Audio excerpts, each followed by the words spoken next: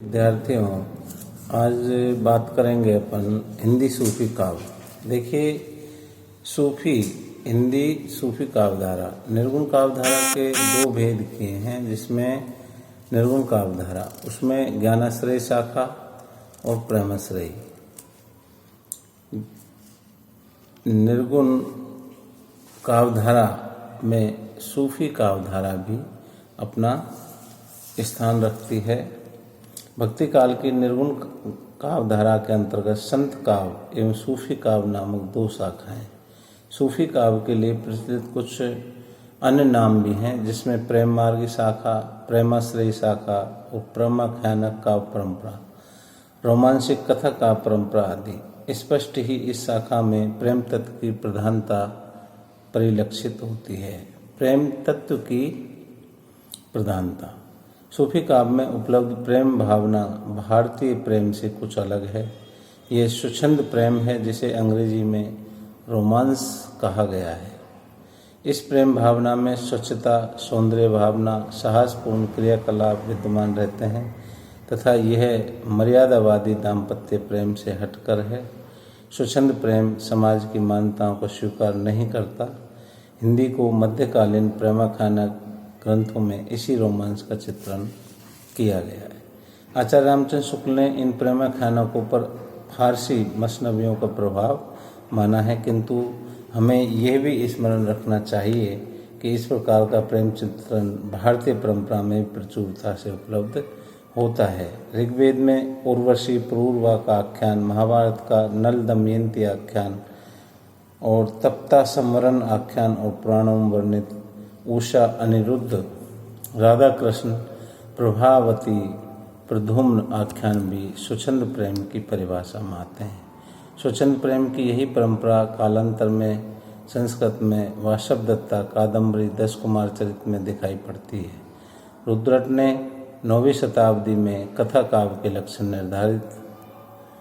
निर्धारण में यह स्वीकार किया है कि उसमें नायिकाओं को पाने के लिए साहसपूर्ण संघर्ष करना अनिवार्य होता है। राम का चरित्र यदि यथार्थवादी भारतीय चरित्र है, तो कृष्ण का चरित्र भी स्वच्छंदतावादी भारतीय चरित्र है। ऐसी स्थिति में सूफी प्रेमाख्यानक काव्यों को पूर्णतः विदेशी प्रभाव से युक्त मानना उचित नहीं है। प्राकृत भाषा में गुणाढ्य द्वारा रचित बृहत कथा तथा क्षेमेंद्र के कथा सरित सागर की प्रेम कथाओं में प्रेम की उत्पत्ति सौंदर्य प्रेरणा से हुई है तथा नायक को नायिका के संरक्षकों का विरोध झेलना पड़ा है। यही नहीं, अपितु कालिदास के मेघदूत का यक्ष, ऋग्वेद का पुरूरवा, कथा सरित सागर और 10 कुमार चरित्र के नायक भी अत्यंत विरह कातर होकर नायिका के प्रणय की आकांक्षा करते दिखाए गए हैं। अतः नायक का विरह विलाप भी अभारतीय पद्धति नहीं मानी जा सकती। फारसी मसनवियों में नायिका का विवाह प्रतिनायक से हो जाता है और नायक आत्महत्या कर लेता है, पर भारतीय प्रेमाख्यानों में किसी देवी की शक्ति की सहायता से नायक को नायिका की प्राप्ति अवश्य हो जाती है। यही नहीं, इनमें हंस, सुख आदि पक्षियों द्वारा संदेश ले जाना, शिव पार्वती आदि से सहायता मिलना, नायिका को पाने के लिए उसके संरक्षकों से युद्ध करना जैसे वृत्तांत भी हैं, जो फारसी मसनवियों में न होकर भारतीय पौराणिक आख्यानों के अनुरूप हैं। अतः ये कहना उचित होगा कि सूफी कवियों द्वारा रचित प्रेमाख्यान फारसी मसनवियों की शैली में न लिखे होकर भारतीय परंपरा में हैं। वस्तुतः ये प्रेमाख्यान परंपरा महाभारत की अनेक कथाओं में उपलब्ध होती है। प्रणय स्वप्नों की पूर्ति के लिए सामाजिक मर्यादा को उल्लंघन, कन्याओं का हरण तथा विवाह में आर्य अनार्य के भेद का लोप भी वैध था। भीम ने असुर कन्या हिडिंबा से, अर्जुन ने नाग कन्या चित्रांगदा से और कृष्ण ने ऋषिकन्या जामवती से विवाह किया था। महाभारत का नल दमयंती वृत्तांत वन पर्व प्रेमाख्यान काव्य की सभी विशेषताओं से युक्त है और डॉक्टर नगेंद्र ने इसी को भारतीय प्रेमाख्यानों की आधारभूमि माना है।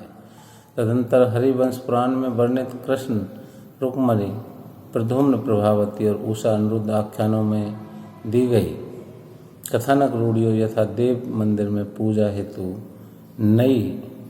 हेतु गई नायिका से नायक की गुप्त भेंट, स्वप्न एवं चित्र दर्शन से प्रेम उत्पन्न होना, नायक द्वारा वेश बदलकर दरबार में जाना, नायक का बंदी हो जाना, देवी सहायता से लक्ष्य प्राप्त होना आदि का उपयोग हिंदी प्रेमाख्यानों में किया गया है। प्राकृत में रचित व्रत कथा यद्यपि मूल रूप में अनुपलब्ध है, तथापि इसकी विषय वस्तु का ज्ञान हमें इसी के आधार पर रचित व्रत कथा मंजरी और कथा सरित सागर से प्राप्त हो जाता है। व्रत कथा के नायक उदयन के पुत्र नरवाहन दत्त के साहस, शौर्य एवं प्रेम की कहानियाँ भी इन प्रेमाख्यानों के आधारभूमि रही हैं। उक्त कथानकों में जिन प्रमुख कथा सूत्रों का प्रयोग हुआ है उसी का आधार सूफी प्रेमाख्यानों में लिया गया है। ये कथा सूत्र इस प्रकार हैं, जैसे नायिका के नाम के अंत में वती आता है, जैसे पद्मावती। नायिका किसी द्वीप की निवासिनी होती है, जैसे सिंगल द्वीप।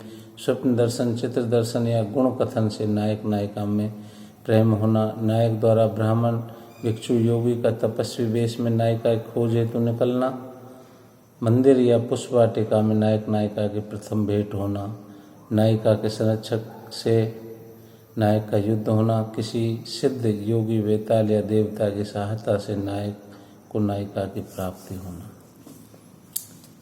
देखिए, सूफी शब्द की व्युत्पत्ति। मुसलमानों के पवित्र तीर्थ मदीना की मस्जिद के सामने वाले चबूतरे का नाम सुफ़ा चबूतरा है। इस प्रकार बैठने वाले फकीरों को सूफी कहा जाता है। कुछ विद्वान इसका संबंध सूफिया शब्द से जोड़ते हैं, जिसका अर्थ है ज्ञान। एक अन्य मत से यह शब्द सफ़ा से विकसित है, जिसका अर्थ है शुद्ध एवं पवित्र। सर्वाधिक मान्य मत यह है कि सूफी शब्द का संबंध सुफ से है, जिनका अर्थ है ऊन। सूफी लोग सफ़ेद ऊन से बने हुए चोंगे पहनते थे और उनका आचरण पवित्र एवं शुद्ध होता था। सूफी मत का स्रोत। सूफी मत इस्लाम धर्म का एक अंग है। इस्लाम धर्म में शरीयत अर्थात कर्मकांड की प्रतिक्रिया का वैसा ही परिणाम सूफी मत है, जैसे हिंदू धर्म में वैदिक कर्मकांड की प्रतिक्रिया का परिणाम वैष्णव मत है। सूफी धर्म में इस्लाम की कट्टरता का अभाव है, इनमें उदारता एवं कोमलता विद्यमान है। सूफी मत के मूल में प्रेम तत्व है, इसमें इश्क हकीकी और इश्क मजाजी की भावना निहित है। सूफियों ने लौकिक प्रेम के माध्यम से अलौकिक प्रेम को प्राप्त करने पर बल दिया है। सूफी मत का आदि स्रोत हमें सामी जातियों की आदिम प्रवृत्ति में मिलता है। सामियों से मूर्ति चुंबन की परिपाटी सूफियों में बोस एवं वसल के रूप में प्रचलित हुई। सूफियों का इल्हाम हाल की दशा का मूल स्रोत भी सामी ही है। कभी कभी वे देवता के वश में न होकर जो कुछ बोलते थे उसे इल्हाम कहा गया और इनकी इस दशा को हाल कहा गया है। सूफियों का प्रमुख तत्व प्रेम का मूल स्रोत भी सामियों की गुहा मंडली थी। पीर परस्ती एवं समाधि पूजा का भाव भी सूफियों ने सामी से लिया। सूफी धर्म का भारत में प्रचार प्रसार। देखिए, भारत में सूफी मत का आगमन 9वीं से 10वीं शताब्दी में ही हो गया था, किंतु इसके प्रचार प्रसार का श्रेय ख्वाजा मुइनुद्दीन चिश्ती को है, जिन्होंने इसे लोकप्रिय बनाया। आईन अकबरी में सूफियों के 14 संप्रदायों का उल्लेख है, जिनमें से 5 संप्रदाय प्रसिद्ध हैं: कादरी संप्रदाय, चिश्ती संप्रदाय, सोहरावर्दी संप्रदाय, नक्शबंदी संप्रदाय और सत्तारी संप्रदाय। इनमें से चिश्ती संप्रदाय सर्वाधिक प्रसिद्ध हुआ है। इसकी 7वीं पीढ़ी में ख्वाजा मुइनुद्दीन चिश्ती हुए, जिन्होंने भारत में सूफी मत का प्रचार प्रसार किया। सोहरावर्दी संप्रदाय का भारत में प्रचार बहाउद्दीन जकरिया ने किया।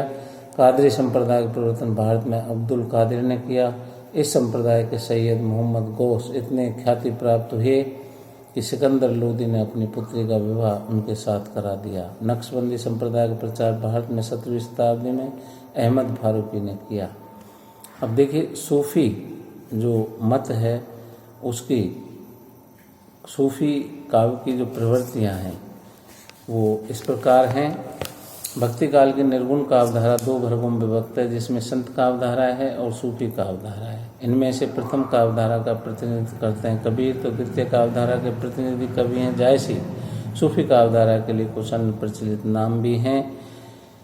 प्रेमाख्यान काव्य परंपरा, प्रेम गाथा काव्य एवं प्रेम मार्गी काव्य परंपरा। डॉक्टर गणपति चंद्र गुप्त ने इस काव्यधारा के लिए एक नया नाम दिया है, रोमांसिक कथा काव्यधारा काव्य परंपरा। इन सभी नामों में सर्वप्रसिद्ध नामकरण जो इस धारा के कवियों के लिए से स्वीकृत हुआ है वह सूफी काव्यधारा। इस वर्ग के कवियों ने प्रेम गाथाओं को अपने काव्य का विषय बनाया और प्रेम तत्व के द्वारा ईश्वर प्राप्ति को संभव बताया है। प्रमुख सूफी कवि एवं उनकी रचनाएं। सूफी प्रेमाख्यानों में सर्वप्रथम रचना मुल्ला दाऊद की है, जो चंदायन, जिसका रचना काल 1379 ईस्वी बताया जाता है। दूसरे प्रसिद्ध कवि कुतुबन है, जिनकी रचना का नाम मृगावती है। इस ग्रंथ का रचना काल 1503 ईस्वी है। सूफी प्रेमाख्यान का परंपरा में सर्वप्रमुख हैं जायसी तथा जिनका प्रसिद्ध ग्रंथ है पद्मावत। इस ग्रंथ की रचना 1947 हिजरी सन 1540 ईस्वी में की गई थी। इसके अतिरिक्त उनके दो ग्रंथ हैं, अखरावट और आखिरी कलाम। मंजनकृत मधुमालती का भी सूफी प्रेमाख्यानों में महत्वपूर्ण स्थान है। इनके अतिरिक्त उस्मान ने चित्रावली, शेख नबी ने ज्ञानदीप और हंस जवाहिर नूर मोहम्मद ने इंद्रावती और अनुराग बांसुरी तथा शेख निसार ने यूसुफ जुलेखा नामक प्रेम गाथाएँ लिखी। मुसलमान सूफी कवियों के अतिरिक्त हिंदू कवियों ने भी प्रेम गाथाएँ लिखी हैं। इनमें प्रमुख हैं ईश्वर दास कृत सत्यवती कथा तथा दुख हरण दास कृत पुष्पावती। सूफी काव्य की देखिए प्रवृत्तियों की चर्चा करते हैं। इसमें मुसलमान कवि एवं मसनवी शैली का प्रयोग किया गया है। प्रेम गाथाओं का नामकरण है। अलौकिक प्रेम की व्यंजना है। अलौकिक प्रेम की व्यंजना का एक उदाहरण द्रष्टव्य है। रवि शशि नखत दीपहि ओहि ज्योति, रतन पदारथ मानिक मोती। कथा संगठन एवं कथानक रूढ़ियाँ हैं। चरित्र चित्रण का प्रयोग किया गया है। लोक पक्ष एवं हिंदू संस्कृति का चित्रण है। भाव एवं रस व्यंजना है। वस्तु वर्णन, खंडन मंडन का अभाव है। काव्य रूप है। भाषा एवं अलंकार योजना। अब उसमें प्रथम जो रचना है चंदायन, सूफी काव्य की प्रथम रचना चंदायन, जिसके मुल्ला दाऊद हैं रचयिता। चांदायन को डॉक्टर माता प्रसाद गुप्त ने लोर कथा नाम भी दिया। इस ग्रंथ की रचना सूफी कवि मुल्ला दाऊद ने 1779 ईस्वी में 1379 ईस्वी में की थी। विषय वस्तु की दृष्टि से भारतीय प्रेमाख्यानों की विभिन्न प्रवृत्तियाँ उपलब्ध होती हैं। इसके नायक का नाम लोर अथवा लोरिक है तथा नायिका का नाम चंदा है। दोनों के उन्मुक्त प्रेम का चित्रण इस प्रेमाख्यानक में किया गया है। प्रथम दर्शन में प्रेम की उत्पत्ति, विभिन्न व्यक्तियों द्वारा उनके प्रेम में बाधा उत्पन्न करना, नाग द्वारा नायिका को डस लेना आदि। Thank you.